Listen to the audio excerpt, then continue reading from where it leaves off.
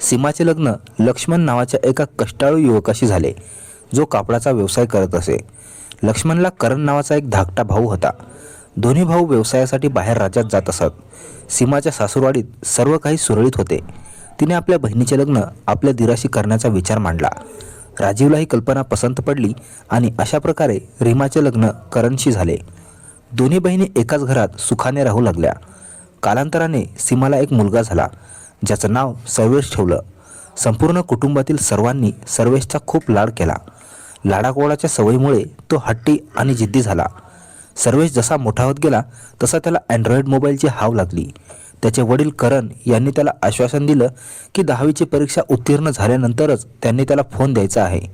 सर्वेशने चांगला अभ्यास केला आणि 10वी उत्तीर्ण झाल्यावर त्याला एक महागडा स्मार्टफोन मिळाला.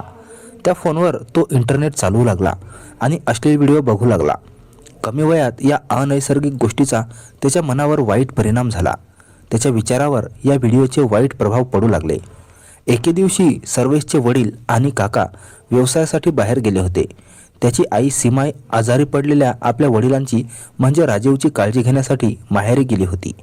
अशा प्रकारे घरात फक्त सर्वेश आणि त्याची मावशी म्हणजे आत्या बहीण रीमा ही दोघेच राहिली होती. रीमा सर्वेशची खूप काळजी घेते, तिच्यासाठी चांगले जेवण बनवते. मात्र रात्री झाल्यावर सर्वेशच्या मनात वाईट विचार आले.